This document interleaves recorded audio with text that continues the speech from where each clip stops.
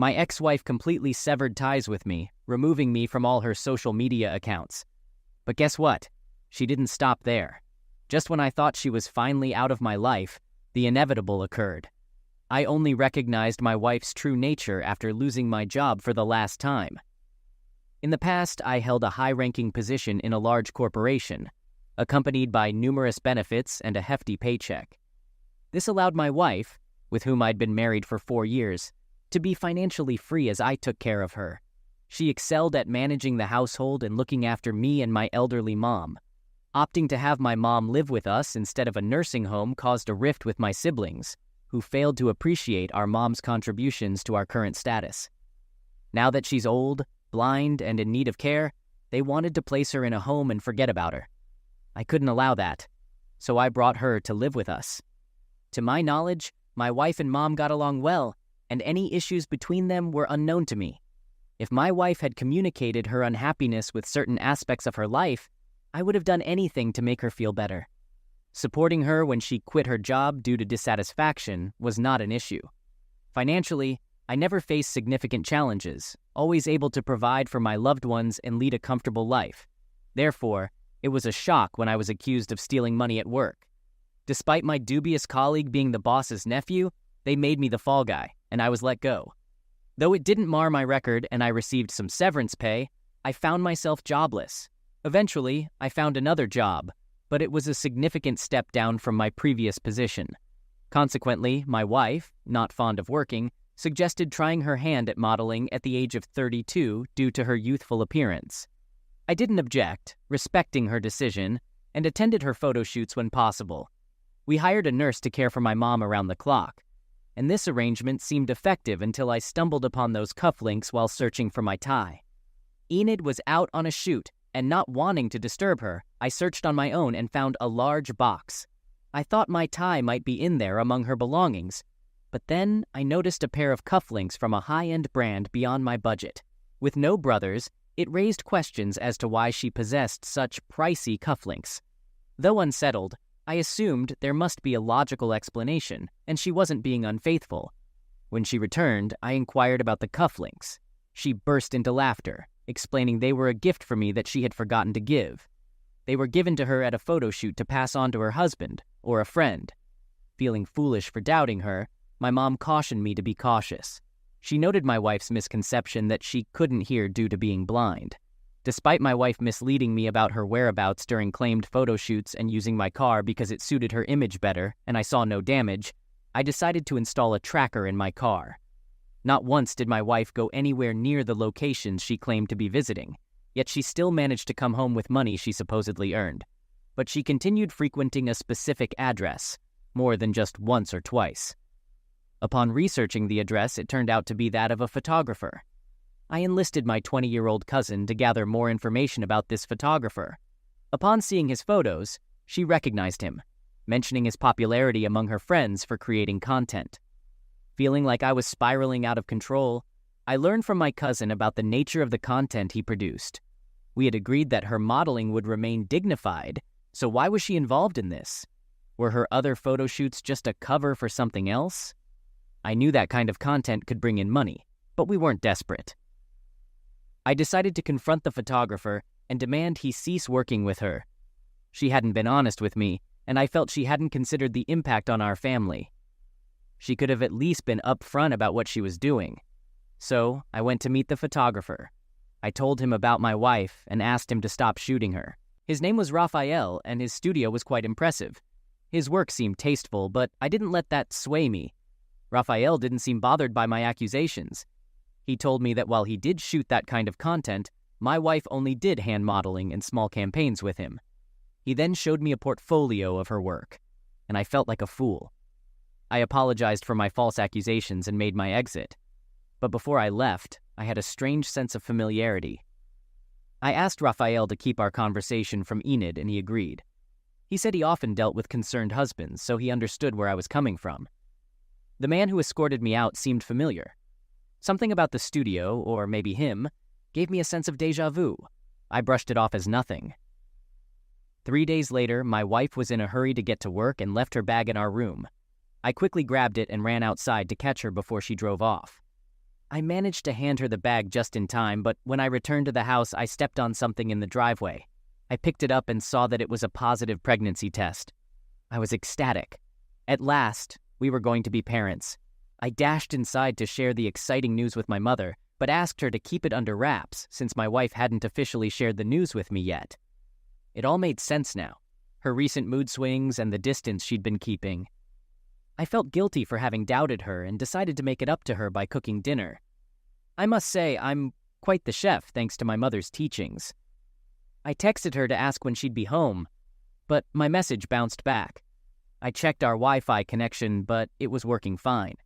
Then I noticed her profile picture was missing. I tried calling her, but her number was unreachable. All her social media accounts were deactivated, and I started to worry, especially considering her delicate condition. This wasn't the first time she'd blocked me. The smallest things could set her off, leading her to deactivate her social media accounts until she felt better. On such days, she'd usually retreat to her mother's house for some rest.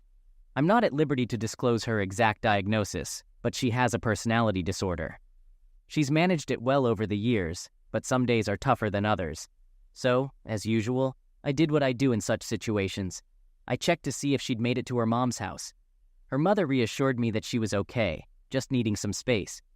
I felt a mix of emotions, joy from the pregnancy news, but also a hollow feeling because she wasn't there with me. Perhaps she was having doubts about the baby and didn't want me to find out. I finally went upstairs that day and was met with stark emptiness.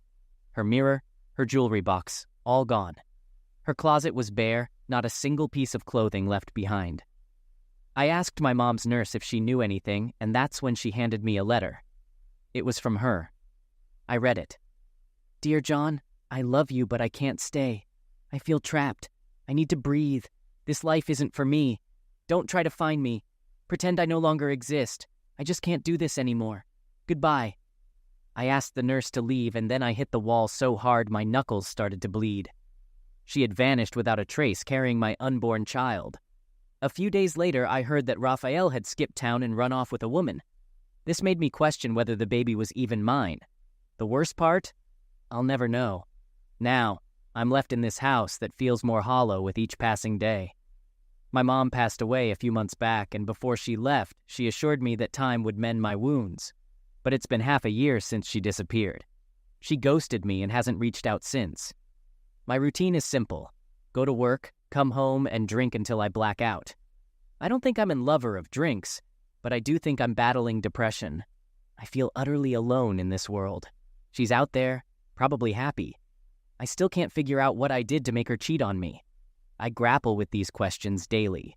Sometimes I feel like I should disregard her wishes, track her down, and demand closure. I want her to face me and tell me it's over, not through some impersonal letter. Man, I feel so low. I guess I'm sharing all this so that someone, anyone, can understand what I'm going through. I haven't confided in any friends or family because I'm afraid of appearing weak. So, I put on a brave face and they don't ask any questions. I need to know, is there a way, any way, I can move forward? I'm just so exhausted. I don't know what to do. Update. After pouring out my heart, I found myself sleeping more peacefully that night. The following morning, I felt a sense of relief. I began to clean the house, discarding her belongings once and for all. In the subsequent week, I even managed to go golfing with a friend. Over these 2 months, I took small steps to reclaim my life. I also started attending weekly therapy sessions, which made me realize that I might have been dealing with a narcissist. I won't delve into the early stages of our relationship, but there were numerous red flags that I overlooked simply because I didn't want to lose her. This made me question, did my love for her morph into an obsession? I've been undertaking the most challenging task a person can do, having brutally honest conversations with myself. Through this, I've gradually started to let positivity seep back into my life. I genuinely believe that I'll be okay someday. It's gradually fading away. I believe I can do it. Update. Numerous positive changes have occurred in my life since then. I ceased dwelling on her and the pain she caused, gradually finding my way back to life. Job performance improvements led to a transfer and even a promotion. I now reside in a serene, small, and comfortable area, perfect for me and my fiancé. Yes, you heard right, My marriage to Enid ended over a year ago. Fortunately, I didn't lose anything to her, and we both moved on. It's been more than a year and a half since I last saw her, and I'm convinced the child she carried wasn't mine. Why else would she run off with a photographer? Regardless, I've forgiven her. Not because she deserves it, but because I'm a decent person. Now, about my fiancée. I met her when she was involved in a roadside accident. The person who hit her car fled the scene, and she was running late for a meeting. I managed to memorize the license plate of the hit-and-run car. I have an excellent memory, by the way. I approached her and blurted out the license plate number before even saying hello. She gave me a bewildered look and was about to call for help when I explained that it was the license plate of the car that hit her and took off. She was incredibly grateful for my help. I stuck around while she dealt with the police and all the necessary procedures. I'm not sure what compelled me to stay and ensure she was all right.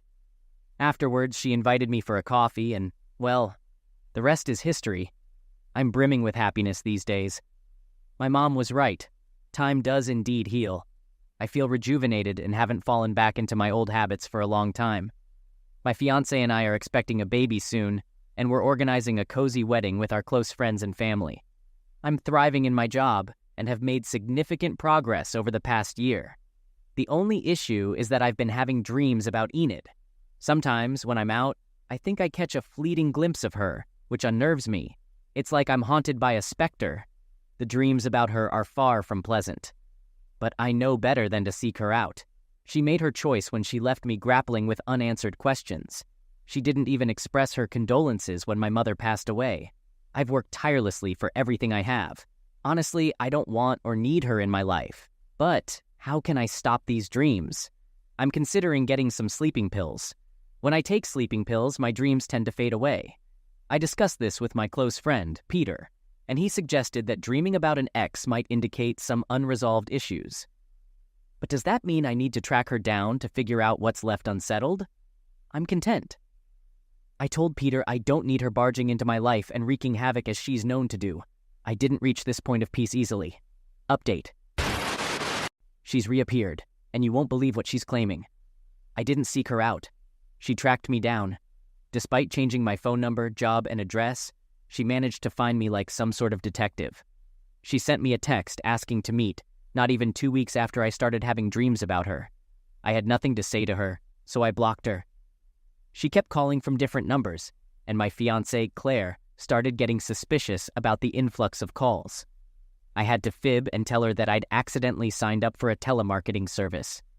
I felt guilty when Claire decided to change her phone the very next day, just to give me some peace. Peter suggested that perhaps I should share the full story with her, not just the condensed version. Did I heed his advice? No, I rarely do. I should have, because Enid showed up at Claire's workplace with a kid, claiming he's mine. I was at work contemplating getting a restraining order against Enid when, lo and behold, she makes her move. Claire called me, saying a woman claiming to be my wife had shown up with a young boy, allegedly my son. Talk about impeccable timing to wreak havoc in my life once again, right? I had grieved for her and that child, mentally buried them, and now they just saunter back into my life as if nothing happened. I told Claire we'd discuss it later, then shot a text to Enid asking if she'd lost her mind. I warned her to steer clear of my fiancé. She responded saying she'd been trying to get my attention, but I'd been ignoring her. Did she really think she could just stroll back into my life and I'd welcome her with open arms? No questions asked? I was trembling. I had no idea if the child was mine. I'm still grappling with all this. Eventually, I mustered the courage to tell her we should meet and talk it out. The next day, when I got home, Claire was livid, and rightly so. She demanded to know why I hadn't told her about having a child and why I was still married to Enid. But I'm not married to her. I have no clue what she's talking about. I had no choice but to spill the beans, delve into the nitty-gritty of what transpired, and beg for her forgiveness. Claire forgave me, assuring me she'd stick by my side no matter what. I don't deserve such unwavering loyalty. I'm truly blessed to have her in my life. The following morning, I met with Enid. Claire stayed in the car while I had a chat with Enid. Seeing her for the first time in a year and a half was a jolt to my system. She's changed so drastically, it's hard to recognize her. She used to be vibrant, energetic, and passionate, but the woman standing before me looked a decade older. She reeked of cigarettes and had put on quite a bit of weight. Beside her was a young boy with wide eyes and a skinny frame. I sat down without saying a word to her and ordered something.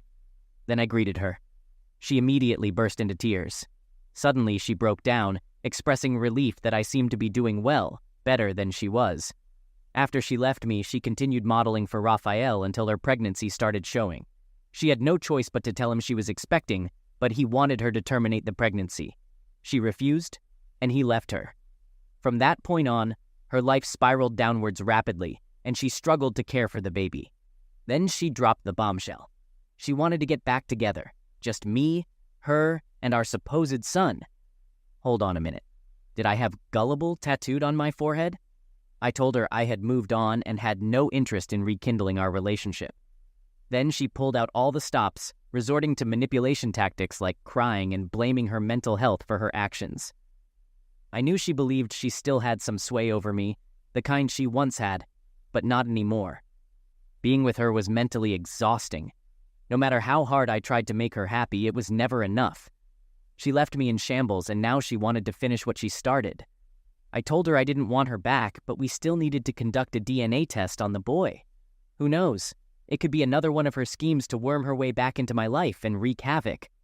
The boy looked so innocent and bewildered, a picture of sadness and confusion as he gazed up at me. I had to avert my gaze because the guilt was overwhelming. She knew this would get to me. She knew how much I yearned for a child.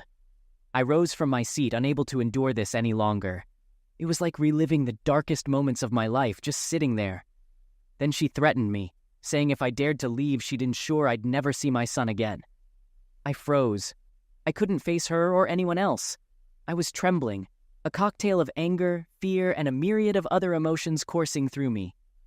Then, a comforting hand rested on my shoulder, and I saw it was Claire. She reassured me that everything would be all right. She took a seat and asked Enid what she wanted. Enid demanded money, a hefty sum for child support. Claire responded, "All right, but we'll need a DNA test first to confirm that he's indeed Ian's son." Enid told her to stay out of it, calling her sloppy seconds. Claire retorted that at least she genuinely loved me and hadn't caused me any pain. Before I could react, Enid lunged at Claire, slamming her head onto the table. She was about to cross over to the other side to finish her off, but I intervened. She started yelling and tried to attack me. I yelled at Claire to call for help. Enid's reckless actions landed her a few hours behind bars for assault, thanks to the security camera footage. In the meantime, the child was placed in foster care, but I managed to secure a court order for a DNA test. The results are due in a few days, and I'm honestly at a loss for how to feel. Claire assures me that regardless of the outcome, she'll continue to love me and accept the child. The thought of having a lifelong connection to Enid through this child is daunting. It feels like she'll always be there, looming over me like a dark cloud no matter where I go. I don't harbor any love for her anymore. I see her for the manipulative person she truly is, and it scares me, for the sake of my wife and our unborn child. Enid always seems to have a trick up her sleeve, capable of causing havoc and escaping unscathed. So now, I need to plan for the future, to ensure our safety. Update. It's not over yet. We're about to receive the DNA results, so I'll read them out to you like a daytime talk show host. He is not the father. The child isn't mine. I was at a loss for words when I found out, even though it confirmed my suspicions. The child was probably Raphael's, who had promptly abandoned Enid upon learning of her pregnancy. My heart ached at the thought of her being solely responsible for that child's upbringing. So, Claire and I proceeded with our assault and stalking charges against her. It wasn't difficult for the court to determine that she wasn't fit for full custody of the child. Her past was riddled with questionable activities, and it was finally catching up with her. The court conducted a thorough evaluation and concluded that she needed professional help, as she posed a risk to herself and others.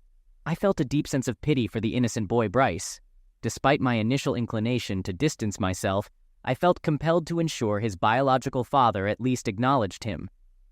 Claire and I reached out to his father, hoping he would agree to meet his son. Let's hope he responds. Update. He didn't respond. In the weeks following our message, we stayed in touch with Bryce, ensuring he was in a safe environment. I often find myself wondering if she hadn't run away. Would I have raised Bryce as my own? Would I have ever met Claire? Or would she have eventually left me for a new lover? I've attempted to decipher Enid's thought process countless times, but even now, I'm still in the dark. 7 years ago, that enigma was part of her allure. I should have seen the red flags, but in a strange way, that perilous journey led me to Claire. My wife, Claire, and I recently tied the knot, and we're waiting for our baby to arrive before embarking on our honeymoon. It feels like we've been given a fresh start, and these past few weeks have been a honeymoon in their own right. However, our bliss has been overshadowed by responses from Raphael. His reaction was far from what I anticipated. I was bracing for anger, silence, or even acceptance. Instead, Raphael flatly denied being the child's father. He claimed to have undergone a vasectomy at the age of 20. Unless there's some medical marvel at play, he couldn't possibly be the father.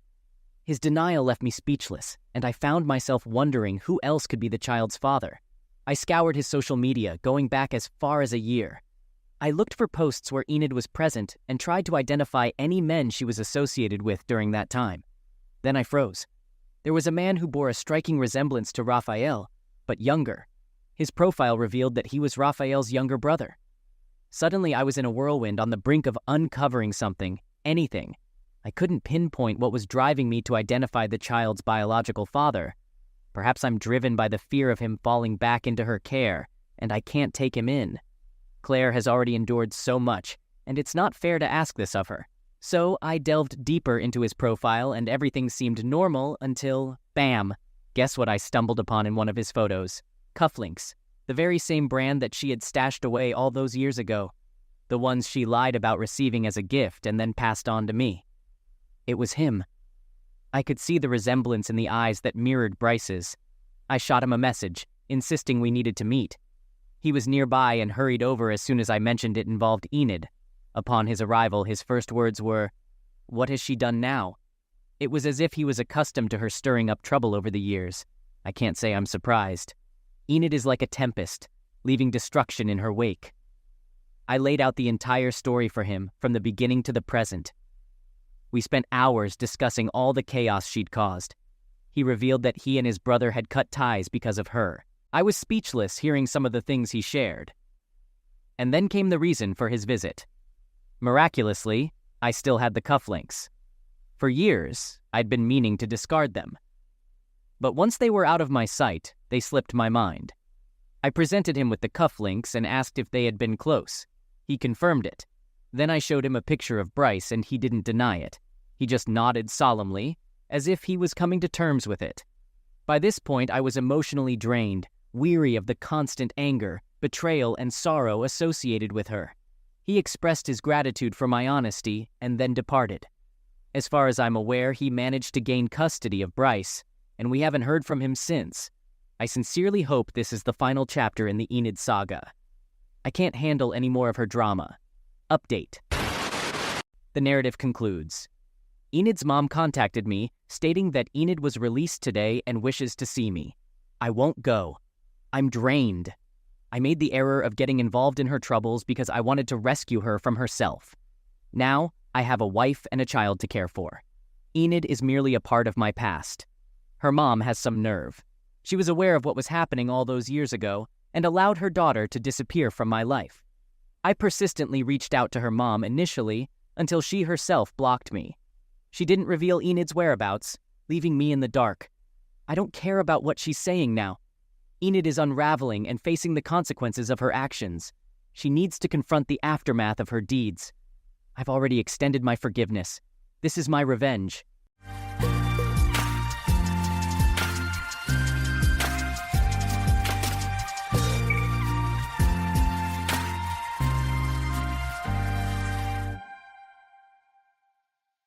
All right, everyone's presentations are done. Nick, the manager, said as he tried to move the discussion forward. Excuse me, I haven't. I recently found out something. Nick interrupted me and began to speak. There's apparently someone in this department who didn't graduate high school and is just a part-timer. Meetings should be for employees only. Absolutely right. His lackey, Mike, of course, agreed with Nick. I'm leaving. After leaving the meeting room, I started to shut down my computer. I noticed that an email had arrived, not in my personal inbox, but in the company's shared email. Thinking, there's no point in speaking up, no one will listen, I went home quietly. The next day, I heard a commotion from Nick's desk. He was staring at his computer screen, his face pale. "Nick, is something wrong?" Mike looked at the screen with him. And he turned even paler than Nick. Why is he so angry? Knowing the reason for Mike's distress, I thought to myself, serves them right. My name is Adam. My mother passed away when I was in the 9th grade, and I was raised by my father. Well, you could hardly call it being raised. After my mother passed, my father changed. He drowned his sorrows in alcohol, and though he still went to work, he squandered our living expenses on horse racing. Because of that, I had to start working part-time as soon as I entered high school. Every month, I went to the convenience store with bills in hand that couldn't be auto-deducted from my father's account. Even though I endured it because I didn't want to be alone, I reached my limit in my second year of high school and dropped out. I found a live-in job at a distant inn. Thank you for everything. The day I left home, my father, still staring at the TV, spoke. Take care. That was our last conversation. Back then, 18 wasn't the age of majority, so I needed my father's permission to work, and I couldn't hide my place of employment. Yet, my father never visited me even once. I kept working just to survive, and before I knew it, I was 42. Years of hard work paid off, and I was transferred to the headquarters. I was thrilled to be recognized by the company, as I thought I'd be working in the field until retirement due to my lack of formal education. Listen up. Our work can change the future of our employees. Don't drag us down. On my first day after the transfer, Nick, dressed in an expensive suit, spoke sternly.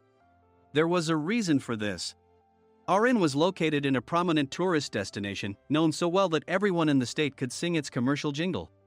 At its peak, we had 5 locations within the state. But that was long ago. Due to financial difficulties and aging facilities, only the place where I had worked for many years and the original establishment remained. I was prepared to lose my job anytime, but now there was a glimmer of hope. With the rise of social media, the tourist area where the inn was located started gaining attention again. Depending on how hard the sales department, where I was transferred, worked, we could either thrive or be forced to give up this prime location to the new hotel chains continuously popping up. For Nick, who had switched careers from another industry to strengthen our sales, this was a battle he couldn't afford to lose. I understood why he had to be strict. I will do my best. Nick sneered at my enthusiastic declaration. Did you not hear what I said? I'm sorry. I thought I was listening carefully. Out of habit from years of customer service, I apologized reflexively, though I had no idea what had offended him. Someone was watching me with a smirk. In this department, there are those who are expected to excel and those who have been shoved here because they have nowhere else to go. You are the latter. It was Mike, the section chief. He's 7 years younger, at 35. But he was called to headquarters much earlier than I was and had been moving around within the headquarters ever since. I'm not jealous, but I can't accept that he's my boss. Graduating from a prestigious university, he has an unusually high pride and caused many problems as a newbie, making things very difficult for me when I was the front desk leader.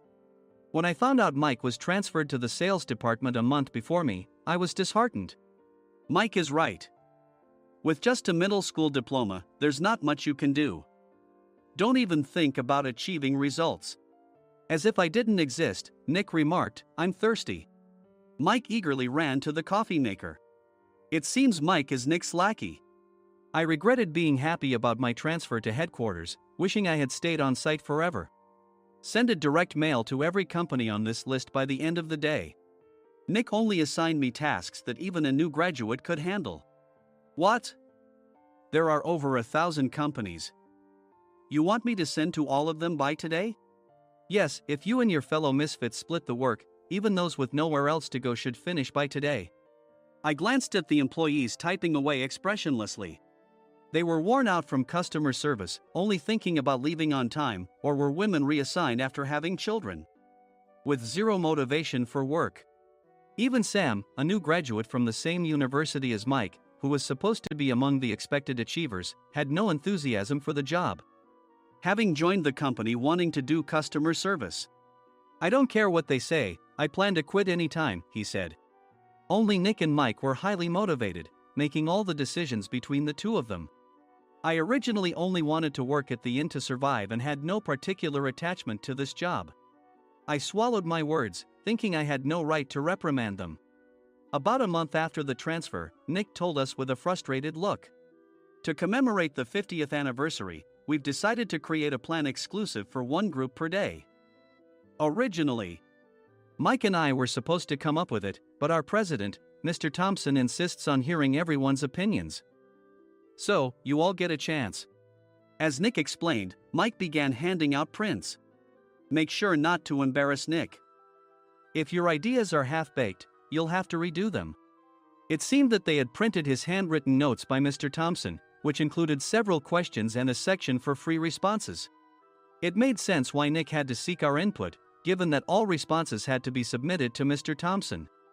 We were given a week to think about it, and a meeting was scheduled to compile our ideas. My plan is to let guests enjoy both the old and modern America. Nick began the presentations. Guests would watch a master confectioner at a nearby traditional sweet shop make sweets in front of them. The welcome drink would be premium tea in a bottle. Nick's plan was certainly attractive. After his presentation, Nick called on us to present in the order we were seated. Just as I stood up for my turn. All right, everyone's presentations are done. Excuse me, I haven't. I recently found out something. Nick interrupted me. There's someone in this department who didn't graduate high school and is just a part-timer. He was likely talking about me. I joined the company as a part-timer and was made a full-time employee when I turned 20.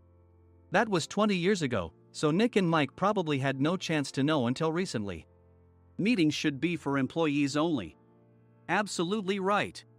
After that, Nick kept creating opportunities to solicit everyone's opinions, purposefully excluding me from speaking. The meeting unexpectedly heated up and went past the scheduled end time. A few people asked to leave, and the discussion continued with the remaining few. Still here? Normally, you'd leave in that situation. Though I had no attachment to the job initially, hearing kind words from customers made me want to make them happier. For someone like me, with nowhere to go, the inn was my home and customer service was my life. I felt pathetic about my current self. I'm leaving. I left the conference room and started shutting down my computer. I noticed an email had arrived, not in my personal inbox, but in the company's shared email. Thinking no one would listen to what I had to say anyway, I quietly went home. The next day, while preparing the DM as instructed, I heard a commotion from Nick's desk. In his haste to stand up, he hit his knee on the desk. He stared at his computer screen, his face pale. Nick! What's wrong? Mike, thinking he should be the first to rush over, approached Nick while still wearing his coat. He peered at the screen with Nick. And he turned even paler than Nick. Why is he so angry? Who is responsible for this company? Nick, more irritated than ever, asked, and Mike answered without checking. Probably Sam. Sam wasn't there because he was attending a morning training session for new hires. Nick gave up on getting angry and returned his gaze to the screen. They were looking at an email that arrived right after the end of the working day yesterday. Apparently, no one, including me, had checked it before leaving. The email was from a large company that used us for their annual employee trips. The president and executives of that company also frequently used our services personally. President of the company, Mr. Mason himself, had declared that neither he nor his company would ever use our services again. Well, some companies cancel their employee trips or stop using our services due to financial struggles. Let's just move on. Mike kept wiping the sweat from his forehead with a handkerchief. Knowing why Mike was so agitated, I quietly watched their interaction. Do you know how much revenue we get from that company? We can find other guests to fill the rooms, but we'll lose the banquet costs, gift shop revenue, rental car fees, and more. Moreover, the gifts were supposed to be prepared by the traditional confectionery shop involved in Nick's proposed plan. If it's known that we incurred such a huge loss at this critical time, Nick's position in the company would be jeopardized. Nick took a deep breath, seemingly trying to calm himself. All right, Mike. Go to New York right now and apologize to Mr. Mason. What? You're coming with me, right? I have urgent work to do. I trust you, which is why I'm entrusting this to you. Please. Mike, believing Nick's sincerity, agreed with a determined look on his face, saying, yes. That's Nick for you. Even if Mike went to apologize, Nick would shift all the blame onto him if the client didn't change their mind. Well, it was Mike's fault to begin with, so it served him right. About 3 hours later, Sam answered a call from somewhere and repeatedly apologized, saying, I'm very sorry. Everyone watched to see what was happening. After ending the call, he informed Nick with a weary tone. When Mike arrived at the client's company, he only made things worse, further infuriating Mr. Mason. He was demanding, get his boss here immediately. It was no wonder Sam was exhausted, dealing with such a call right after returning from training. What is that idiot doing? All right, Adam, you're coming with me. If sacrificing Mike didn't work, then I must be next. Normally, I'd want to refuse at all costs, but I saw an opportunity in this situation. If I can be of assistance, I'd be happy to join you. I obediently followed Nick, and we flew to New York. When we introduced ourselves at the reception, it became clear how serious the situation was. As the receptionist personally escorted us to the president's office. Angry voices leaked through the door, making both Nick and me uneasy. Excuse me. I'm Nick, the supervisor. I understand my subordinate has caused you trouble, and I deeply apologize. Nick, with his experience in the corporate world, knew enough to offer an apology before excuses. However, his customer service skills left much to be desired. I sighed as I saw Mike trembling like a small dog in the corner of the room. What kind of training are you giving your subordinates? Mr. Mason glared at Nick with a red face. The intensity of his gaze made even Nick take a step back. Regrettably, I joined this company only 2 years ago and was unaware of Mike's issues. I should have identified his shortcomings sooner. Indeed. I should have realized sooner. No sensible person would come to apologize and then give a lengthy presentation on the drawbacks of not using their in. Nick froze, his mouth slightly open. Suspecting the worst, I picked up the documents that had fallen to the floor. It seemed Mike hastily prepared these documents on the plane, listing the disadvantages. Disadvantage 1: if you change the venue for the company trip, employees might suspect it's for cost-cutting reasons, leading to a negative impression. Reading it aloud half-jokingly, Nick snatched the papers from my hand and checked the contents with a furious expression. Among the stack of documents was a receipt from a nearby convenience store's copy machine. I felt a pang of dread, hoping he hadn't shown the receipt as well. What do you think he said when I asked what kind of nerve he had to do this? I'm very sorry. Faced with the dire situation, Nick must have thought there was nothing left to do but apologize. In a voice smaller than I'd ever heard from him, he uttered words of apology. He said, I'm a Harvard graduate. I don't believe I said anything wrong. Mike, what have you done? Forgetting his plan to pin the blame on Mike, Nick yelled loudly, even in front of Mr. Mason. I didn't do anything wrong. You're still saying that? Look at him. Mike pointed at me with a shaking hand. I was assigned to headquarters in my 20s and now I'm a section chief. This guy only made it to headquarters at 42. Everything I've done proves I was right. So why are we losing the contract? Having said his piece, Mike collapsed to the floor. Of course. You were sent there because you had nowhere else to go. Mike never expected to hear such words from someone he looked down upon. He lunged at me, and Nick hurriedly stepped in to stop him. Mr. Thompson told me Mike is a quick thinker, and to take good care of him. There's no way he was pushed aside. Don't make things worse here. He didn't say quick thinker, he said only quick-witted, didn't he? I don't remember that part. I recalled the many troubles Mike caused when he was a newbie. When Mike was on the front line, his pride was so high that he never apologized to customers. Customer service, especially in our job, doesn't work alone. It brings both good and bad situations. If the front staff or housekeepers made mistakes, or the cleaning company didn't properly clean a room, one had to apologize to the customers regardless of personal fault. Mike, in such situations, would never apologize, insisting he wasn't at fault. This often angered customers, and as the front desk leader, I frequently had to apologize on his behalf. He caused complaints and disrupted operations, which is why he was quickly moved to headquarters. In departments where he didn't interact directly with customers, his quick thinking was beneficial and things went well. But it seemed his flaws were starting to show. Corporate reservations are supposed to be entered into the system by the sales representative. But a quick check yesterday revealed that more than 10 items were missing from the client's reservation. The handover document clearly stated what needed to be prepared. Why didn't you enter it into the system? Why do we have to give them special treatment? Filling rooms near the banquet hall, setting up all the food in advance. Specifying the brand of wine, they're too demanding. No wonder he always angered customers, I thought, feeling a headache coming on. Grouping them in rooms near the banquet hall is for our benefit too. It makes it easier for the staff to set up beds and serve breakfast since everyone's schedule is synchronized. As for the other requests, Mr. Mason suggested them to lighten our load. I didn't know that. Nick finally seemed to realize that Mike was the one who had angered the client. What did you say to them? I just told them we wouldn't give them special treatment anymore. We shouldn't waste effort on things that don't bring in money. I was utterly exasperated at his lack of understanding of customer service. Of course, we shouldn't comply with unreasonable demands. But carrying over successful practices from past stays makes customers feel remembered and enhances their experience. Good memories encourage repeat visits. That's part of our job. I looked down at Mike, who was sitting on the floor. In our job, nothing is a waste. Mr. Thompson likely moved you to the sales department, hoping you'd finally understand this.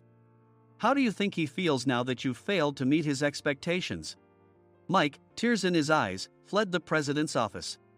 I was amazed he still hadn't apologized. You have it tough, Adam. It's okay, we're all employees of the same company. I deeply apologize for this disrespectful incident. Especially after all the care you've shown us. If it weren't for you, Adam, I really would have stopped staying here. When I heard you were moving to the sales department, I was willing to reconsider if you handled it. Seeing us talk so amicably, Nick's face contorted. Do you two know each other? Adam's service is excellent. I always requested him specifically. Normally, we don't accept specific staff requests, but we made an exception for Mr. Mason, adjusting my shifts accordingly. He had personally stayed at our hotel just before my transfer, and during casual conversation, I mentioned, I'm moving to the sales department soon. If I hadn't told him then, things could have been much worse. Please continue to take care of us. I look forward to it. On the return flight, Nick awkwardly offered me a can of beer. It's still working hours. Of course, I had no intention of forgiving him for a single beer. Nick might try to pin everything on Mike and avoid any consequences. While pondering this, a startling fact came to light. Nick, the tea bottles for the plan have arrived. I handed Nick a bottle labeled with our inn's name. They look good. What are you talking about? These are plastic bottles. I had assumed we would use the trendy, high-end bottling tea. But what arrived were ordinary plastic bottles of tea with customized labels. The only unique aspect was the label, which had the inn's name, making it look customized. Upon further investigation, I discovered that a substantial amount of money was set to be paid to the tea company. It was priced like bottling tea. Does this plastic bottle really cost $100 each? The tea inside is specially blended for us. The extra cost is for that. Wouldn't it be better to use another tea company? Or is there a specific reason we must use this one? As Nick continued to make excuses, I showed him a printed email. I informed the tea company's president, Mr. Mitchell, that we discovered irregular payments and he confessed. He said you two were high school classmates and planned to split the extra money. That idiot. Why did he confess? That's not important. You should worry about yourself, this could turn into a police matter. Opening the bottle cap, I suggested. How about calming down with this tea? It supposedly has a relaxing effect. Nick drank the tea frantically. In the following days, decisions were made about their fates. Mike was reassigned to the General Affairs Department, with no chance of transfer or promotion, as per Mr. Thompson's orders. As for Nick, since the payment to the tea company hadn't yet been made, he narrowly avoided legal trouble. Instead, he was encouraged to leave the company, and to avoid further complications, Nick submitted his resignation. Rumor has it that connections between HR departments have made it difficult for him to find new employment. Even though it was good to have those two gone, something unexpected happened in the sales department. Everyone became motivated and united in refining the 50th anniversary plan. In the end, my plan was adopted.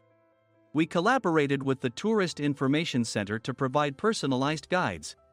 The plan, tailored to the number of guests, was truly special for the 50th anniversary. Hey, is Adam's family coming to stay? I immediately booked that special plan for my family. Sam noticed it on the reservation list and quickly picked up on it. Yes, I'm inviting my father. That's great. I might invite my parents too. I lacked the courage to face my father just as Adam.